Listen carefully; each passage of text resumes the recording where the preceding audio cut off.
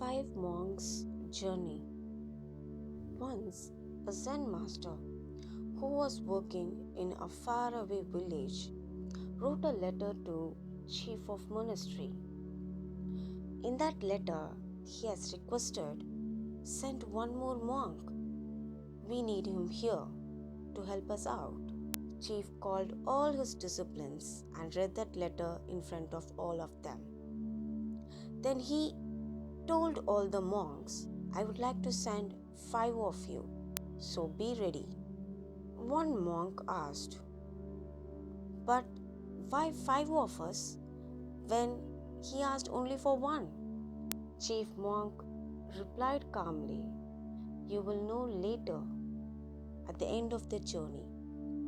I will send 5 of you, but then too, I'm not certain that even one will reach there or not, because this destination is very long and distractions are 1001.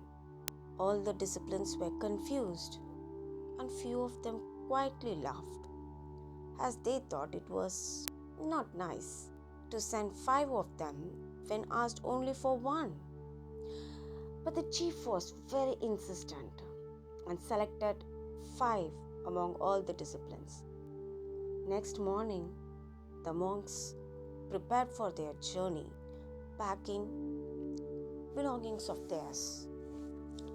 When they were passing by a village, a messenger came running to them and said, "Our priest has died and we need a priest.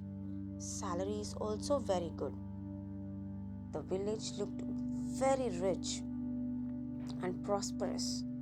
So one of the monks insisted that, "I would like to stay here because this is too Buddha's work.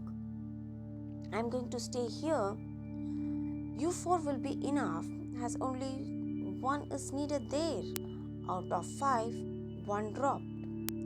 Next day, as they were passing by the outskirts of a small kingdom, king who was passing by the young monks looked at them and stopped. One young monk looked very healthy and radiant. He pointed towards the young monk and said, "Wait, wait. I'm looking for a young man for my daughter." Confused monk didn't know how to react. Then he told, "I have been looking for a young man to get married to my beautiful daughter, and you seem to be exactly right. Are you ready? I have only one daughter, and after my marriage, the whole kingdom will be yours." The young monk found this opportunity a very good one, and he decided to get settled down then and there. He agreed to the king's request and said goodbye to his friends. All the other monks politely looked at him and decided all the 3 would carry on. Now it has become very evident that chief of monastery was absolutely right. The way is long and there are 1001 distractions. 3 monks decided that they will be very careful and not to be get distracted by any such events. Third night passed, and unfortunately they lost their way. At night they could see only one night lamp far away. They went in that direction and somehow reached the village. When they knocked the door, a young, beautiful woman opened. She greeted and welcomed them in and said, "You are God sent messengers to me, because I was alone and waiting for my mother and father to return. But unfortunately, they are not back. I was very afraid to be alone. Could you please stay with me until my parents return?" The next morning, the monks prepared to leave, but one of them decided that he would like to stay here, as he has fallen in love with that young, beautiful woman, and turned and told to the rest of the 2 monks, "Her parents haven't returned yet.